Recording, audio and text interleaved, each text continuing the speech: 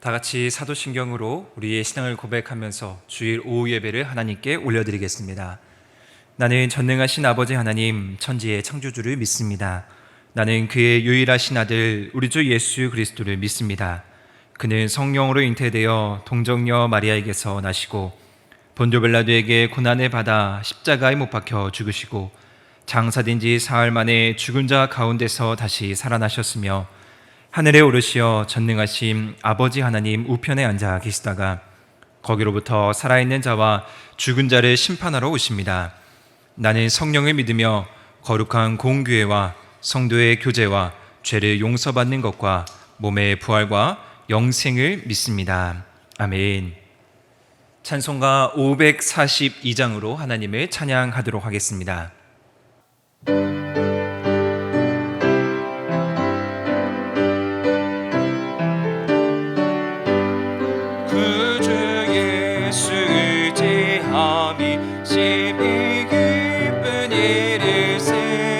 영생 허락받았으니 의심하 주 없도다.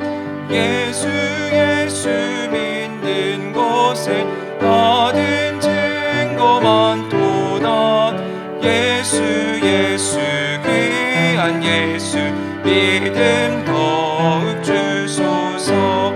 그 주 예수 의지함이 심히 기쁜 일일세. 주를 믿는 나의 마음 그의 피에 적시네. 예수 믿는 곳에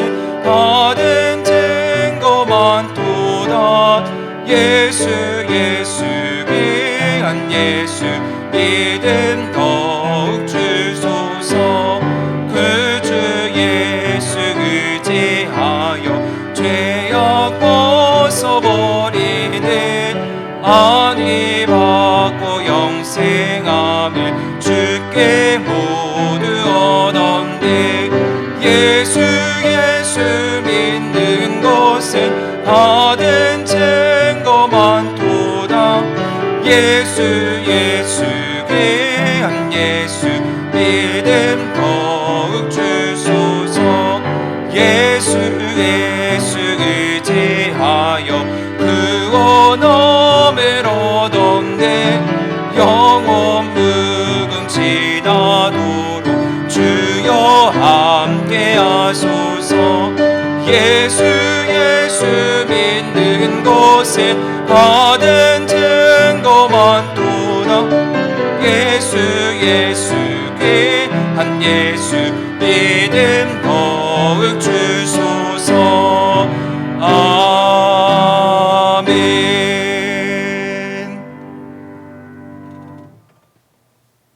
오늘 이 오후 예배 시간 가운데 주시는 말씀은 창세기 18장 1절에서 15절의 말씀입니다.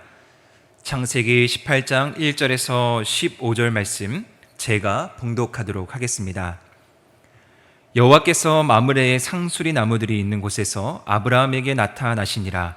날이 뜨거울 때에 그가 장막문에 앉아 있다가 눈을 들어본즉 사람 셋이 맞은편에 서 있는지라. 그가 그들을 보자 곧 장막문에서 달려나가 영접하며 몸을 땅에 굽혀 이르되 내 주여 내가 주께 은혜를 입어 싸우면 원하건대 종을 떠나지 마시옵고 물을 조금 가져오게 하사 당신들의 발을 씻으시고 나무 아래서 쉬소서.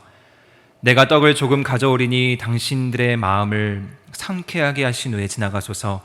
당신들이 종에게 오셨음이니이다.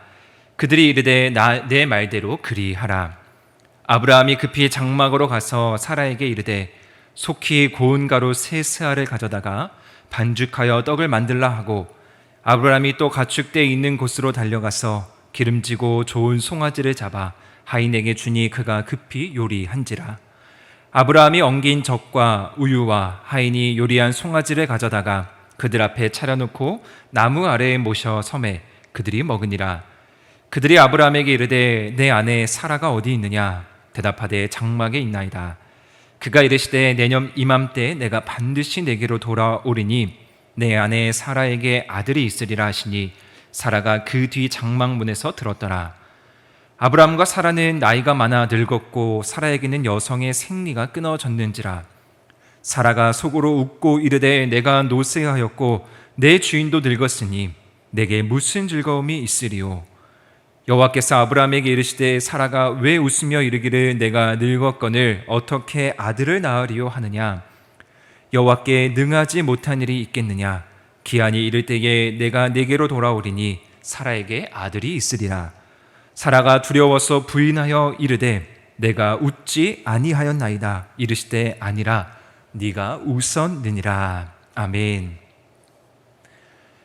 할렐루야. 오늘 이 주일 오후 예배 시간 가운데에는 창세기 18장 말씀을 근거로 비웃음이 웃음으로 라는 제목으로 함께 은혜를 나누도록 하겠습니다.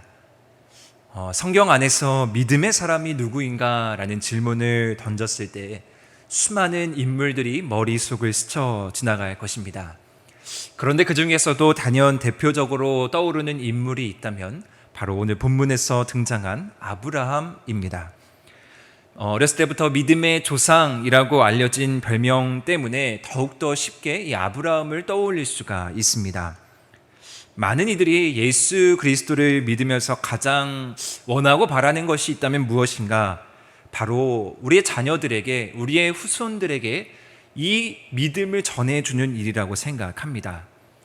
자녀들에게 자손 대대로 이 믿음을 물려줄 수 있다면 그것보다 더 가치 있는 일은 없기 때문입니다.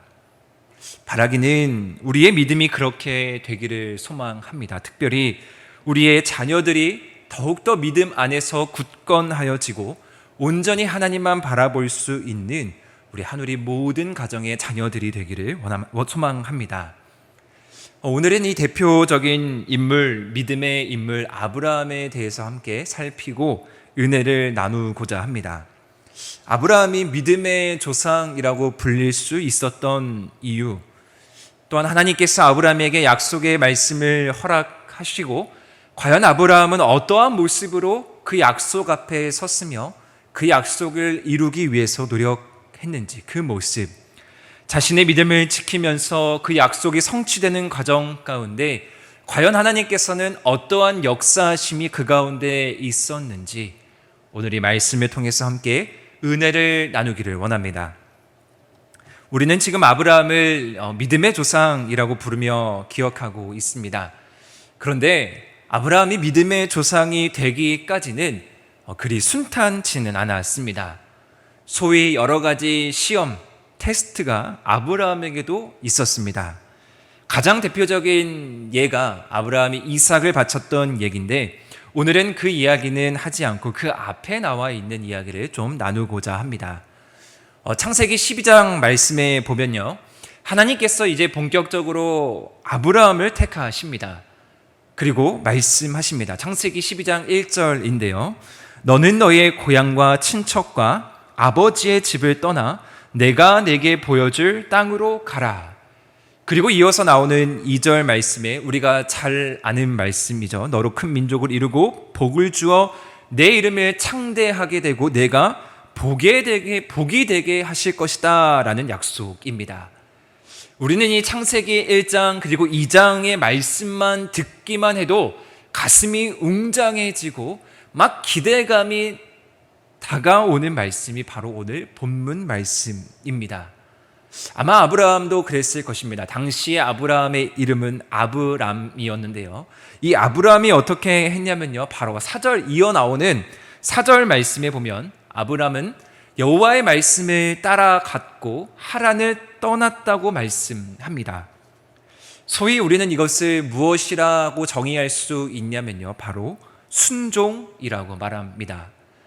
믿음의 여정에 있어서 그 여정의 출발 앞에 서서 가장 중요한 것이 무엇이냐면 바로 그 첫 번째 반응은 순종이라는 것입니다.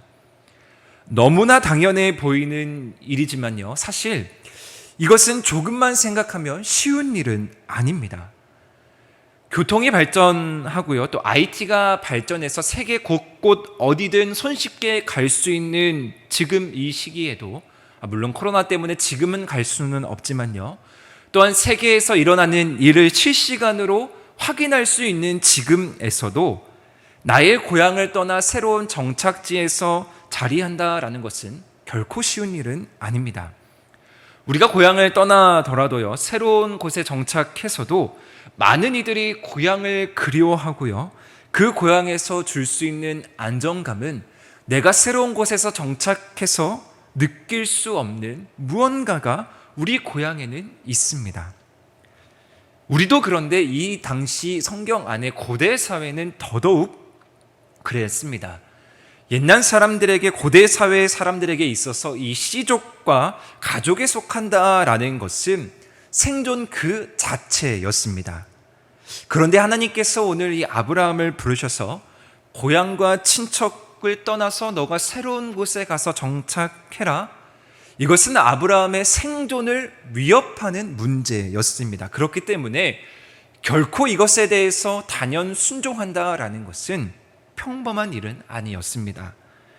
그에게 안전을 보장해 주었고 그에게 살아가는 원동력을 제공해 주었던 고향과 친족을 떠나 아무런 보호도 받지 못하는 홀로 서는 외로운 싸움을 시작해야 된다라는 의미였습니다. 창세기 12장 13절 말씀에 이 축복의 말씀이 주어지고요, 4절에서 아브라함은 바로 여호와의 말씀을 따라갔다라고 기록하고 있습니다.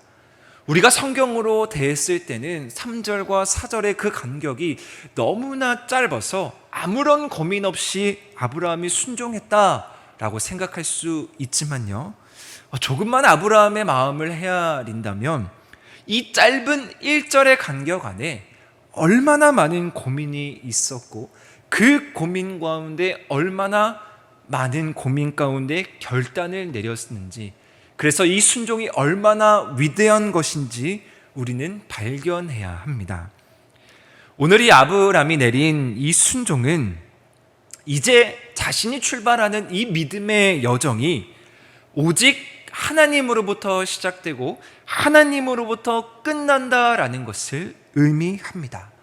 나의 생존의 문제, 나의 모든 것을 내려놓고 나는 이제 전적으로 하나님을 의지합니다. 그것이 아브라함의 믿음의 여정을 출발하면서 순종했던 모습 가운데 담겨진 교훈입니다. 아브라함은 그렇게요, 쉽지 않은 첫 이 시험의 순간에서부터 순종으로 하나님과 동행하는 믿음의 여정을 당당하게 출발합니다. 성도 여러분, 우리의 삶의 여정에서도 우리는 이러한 순간들을 수없이 많이 마주하게 되죠. 너무나 당연해 보이지만, 그리스도인으로서 당연히 선택해야 되는 문제이지만, 우리가 이제 이 말씀만 준행하고 이 말씀만 순종하면 바로 그 건너편에 하나님의 축복이 있는 것처럼 보여지지만, 사실 그 말씀 가운데에서 하나님 말씀대로 순종한다라는 것 결코 쉽지 않다라는 것을 수없이 많이 경험하셨을 것입니다. 내가 포기하고 내가 손해보고 내 생각은 이게 아닌데 하는 그 순간에 하나님이 나에게 순종을 요구하신다면 우리는 내 생각, 내 순종, 내 말씀, 그런 것을 내려놓고 전적으로 하나님을 의지해야 합니다.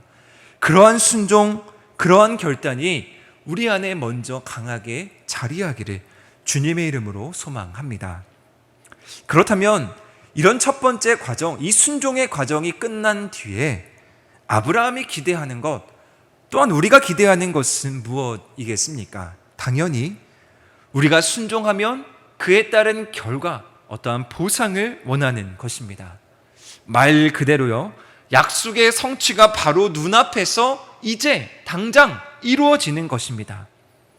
아브라함에게 있어서는 그 말씀 그대로 큰 민족을 이루고요, 자손이 번성하고요, 말 그대로 자식을 많이 낳는 것입니다. 그런데 다들 알고 계시겠지만 이것이 생각대로 쉽게 되지는 않았습니다. 창세기 12장에서 주어진 하란에서 떠났을 때의 아브라함의 나이는 75세였습니다. 그런데 아브라함이 99세까지 자신의 아내 사라에게 자식이 없었던 것입니다. 하나님께서 분명히 약속하시고 말씀하셨는데, 자손이 번성할 것이고 자식이 많아질 것이라고 약속하셨는데, 정작 아브라함에게는 여종 하갈에게서 얻은 이스마엘 외에는 자식이 없었던 것입니다.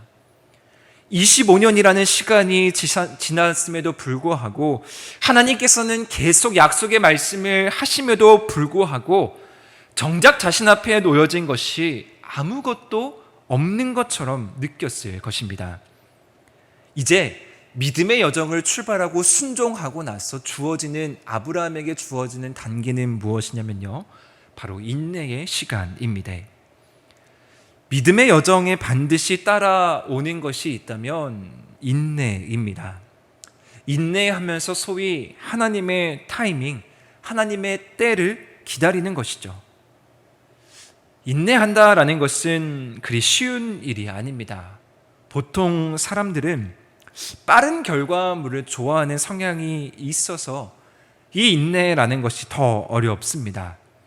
그런데 믿음의 여정을 걸어가는 우리 그리스도인들에게 있어서 결코 빼놓을 수 없는 요인이 바로 이 인내입니다. 히브리서 10장 36절 히브리 기자가 이것을 아주 잘 표현하고 있는데요, 너희에게 인내가 필요함은 너희가 하나님의 뜻을 행한 후에 약속하신 것을 받기 위함이라 라고 말씀하고 있습니다.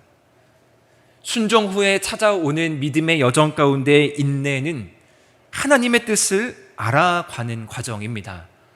철저하게 나의 뜻을 비우고 철저하게 나의 생각을 비우고 하나님의 뜻을 묵상하고 알아가는 단계가 바로 인내입니다. 따라서 인내는 하나님의 약속이 이루어지는 과정입니다.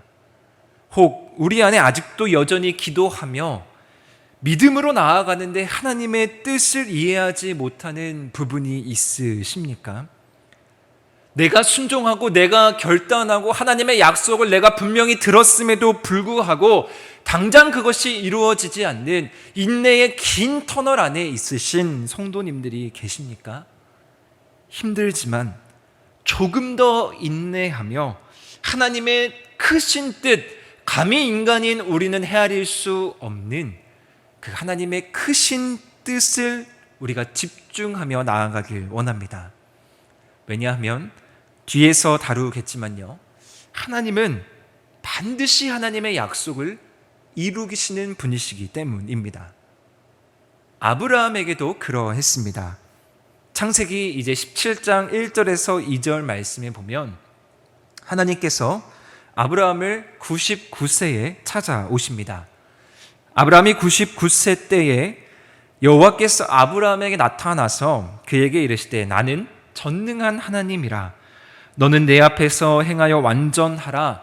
내가 내 언약을 나와 너 사이에 두어 너를 크게 번성하게 하리라 하시니, 인내하고 인내했던 아브라함에게 이제 하나님께서는 99세에 나타나셔서 하나님의 약속, 하나님의 언약의 성취를 이제 이루시려고 합니다. 하나님을 자신을 당당하게 전능한 하나님이다 라고 아브라함에게 다시 한번 소개하면서 자신의 뜻, 자신의 약속을 이루어 주시려고 합니다. 그런데 성도 여러분, 하나님께서 갑자기 99세 때 찾아오셔서 하나님께서 약속된 아들을 주시겠다라고 얘기한다면 아브라함의 입장에서는 어떻겠습니까? 물론 하나님 감사합니다. 드디어 하나님께서 하나님의 뜻을 이루시는군요. 이렇게 반응했을까요? 물론 아브라함은 굳건한 믿음을 가지고 있었기 때문에 이렇게 반응했을 수도 있습니다. 하지만 인간적인 생각으로는 조금 다른 생각을 가질 수밖에 없는 현실입니다. 왜냐하면 이때 아브라함의 나이가 이제 벌써 99세 100세이고요. 사라의 나이가 90세이기 때문입니다. 이제 이들은 너무 나이가 들어버려서 자식이라는 것은 인간적인 마음에, 아니 현실 앞에서는 생각할 수 없는 일이었기 때문입니다. 이미 사라는 여성이 아이를 가질 수 있는 시기를 훌쩍 지나가 버렸기 때문에 그들은 이러한 하나님의 다시 한번 찾아온 약속 앞에서 즉각 반응할 수만은 없었을 것입니다. 그래서 아브라함은 이 이야기를 듣고 어떻게 얘기하냐, 참 재밌는 표현이 나와 있는데요. 창세기 17장 17절 말씀에 보면 이렇게 기록되어 있습니다. 아브라함이 엎드려 웃으며 마음속으로 이르되 100세 된 사람이 어찌 자식을 낳을까? 사라는 90세니 어찌 출산하리요? 하고, 그냥 아브라함은 엎드려서 웃습니다. 하나님께서 전능한 하나님이시다, 나는 이제 그 약속을 성취할 것이다 라고 분명하고 당당하게 이야기하시지만 아브라함은 인간적인 마음에 있어서 엎드려 웃을 수밖에 없었습니다. 그래서 그 밑에 18절 말씀에 보면요, 아브라함은 그냥 하나님께 이렇게 고백합니다. 하나님, 저 그냥 여종 하갈에게서 난 이스마엘이나 하나님 앞에서 잘 살기를 바랍니다 라고 말합니다. 이러한 배경을 이해하고 오늘 본문 이제 18장 말씀에 와서 하나님이 마므레의 상수리 나무들이 있는 곳에서 아브라함에게 나타나십니다. 아브라함은 자신을 찾아온 세 사람이라고 표현되어 있는 이 세 사람을 극진히 대접하죠. 급히 장막으로 가서 떡을 만들라라고 하고요, 가축대가 있는 곳으로 가서 기름지고 좋은 송아지를 잡아 요리하라고 합니다. 자신을 찾아온 이 세 사람이 분명히 하나님이 보낸 하나님의 사자임을 아브라함은 직감적으로 알았을 것입니다. 2절 말씀에 엎드려 고백했다라고 나와 있고요, 3절 말씀에 내 주여라는 표현이 나와 있습니다. 아브라함 마음 가운데 그래도 변함없는 한 가지 마음이 무엇이었냐면요, 바로 충성스러운 마음이었습니다. 순종하고 인내하고 때로는 하나님 앞에서 엎드려 웃었지만 그가 가지고 있었던 한결같은 마음은 무엇이었냐면요, 바로 충성, 내 주 하나님 앞에서 충성된 마음이었다라는 것입니다. 불평과 원망이 없었습니다. 한결같았고요, 최고의 것으로 자신이 할 수 있는 최선으로 하나님의 사자, 하나님이 보낸 세 사람을 섬겼습니다. 급히 달려가, 이러한 표현으로 봤을 때 이 표현은 정말 귀한 손님이 갑자기 불시에 찾아왔을 때 자신의 집에 있는 것으로 최고의 것으로 대접하기 위해 분주한 마음, 분주한 모습이 아주 잘 담겨 있는 표현입니다. 그렇게 극진한 대접을 마치고 아브라함을 찾아온 사람들이 사라가 어디에 있는지 묻습니다. 그랬더니 아브라함은 우리 사라는 장막에 있습니다 라고 이야기하죠. 그리고 한 사람이 이어서 이렇게 이야기합니다. 10절입니다.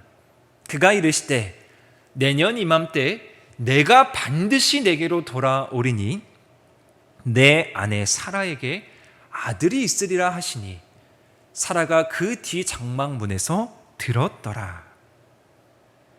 다시 한번 아브라함을 찾아오셔서 내가 반드시 내년에 다시 찾아오는데 그때 사라에게 아들이 있을 거야 라고 분명하게 이야기하십니다.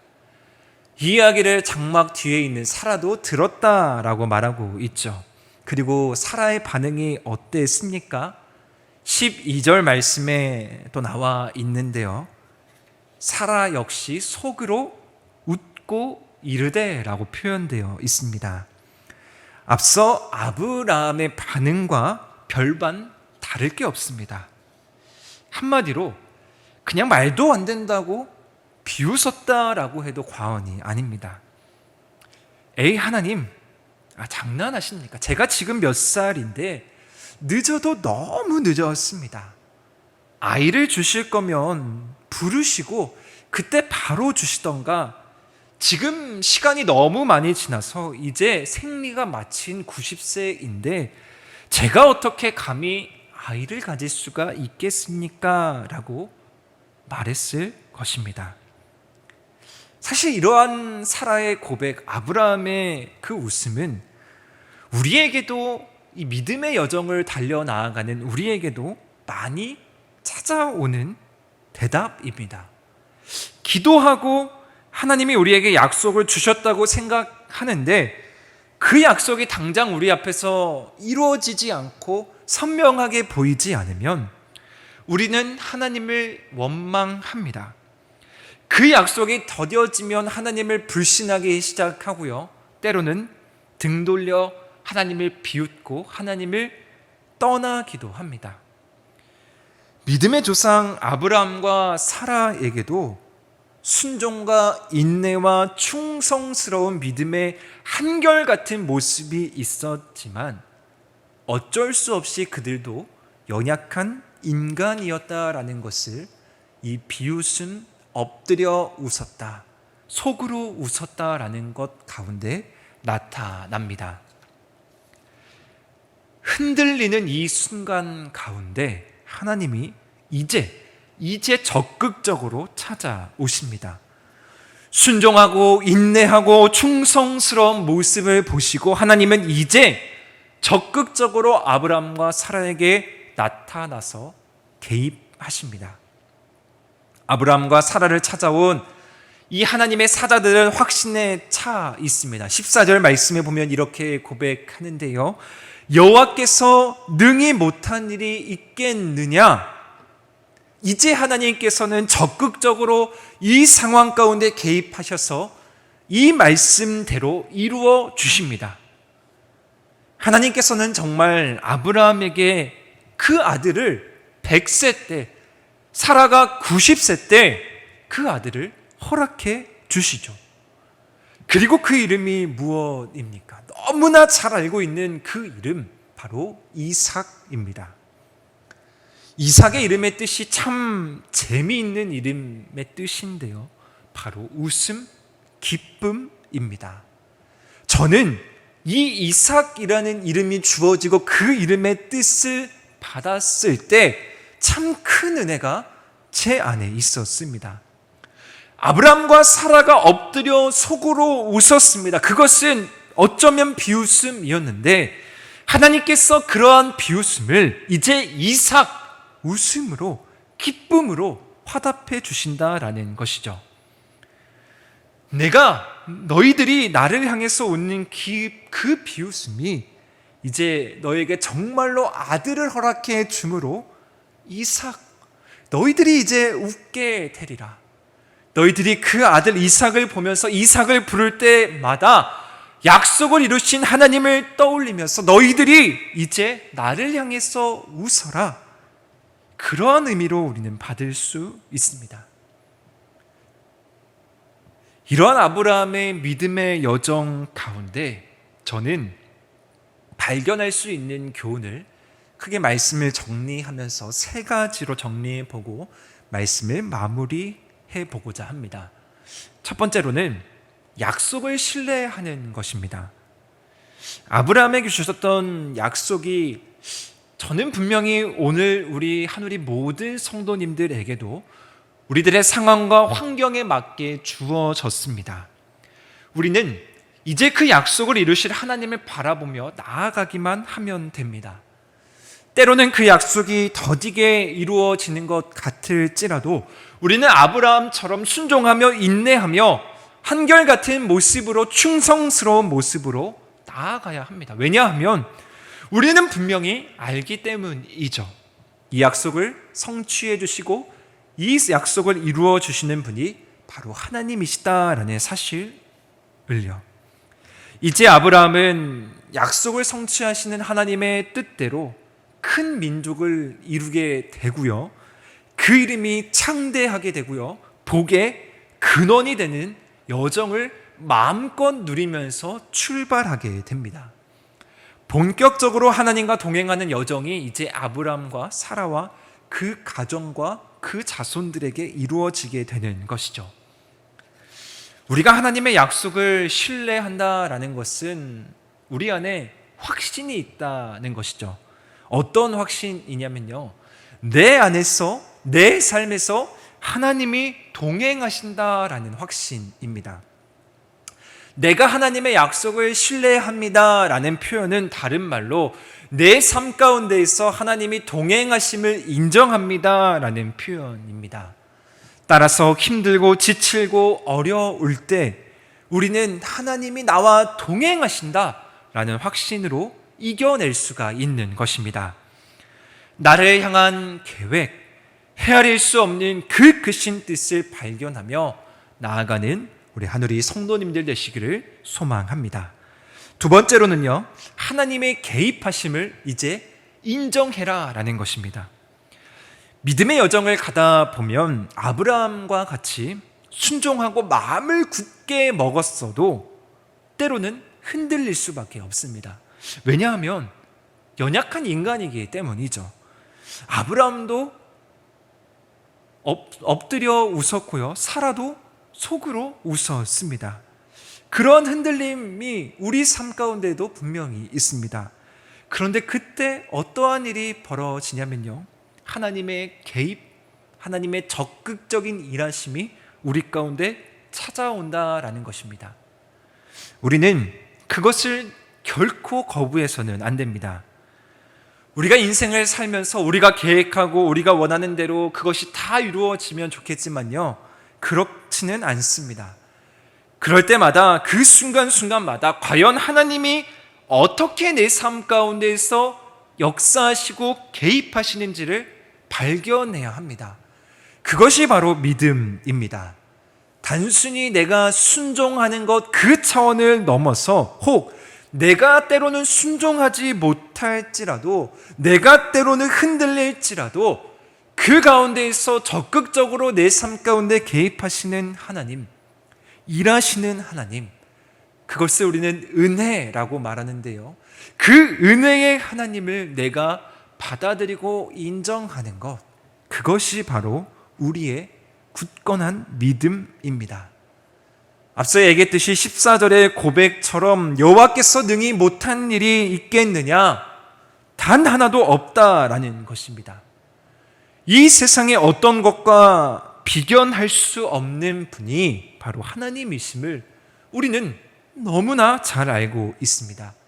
창조주 하나님이시고요, 구원자 하나님이십니다. 그 하나님께서 극적인 순간에 절망스럽고 좌절스럽고 때로는 넘어지는 그 순간에 우리를 찾아오셔서 우리를 건져내 주시고 우리와 동행하여 주십니다.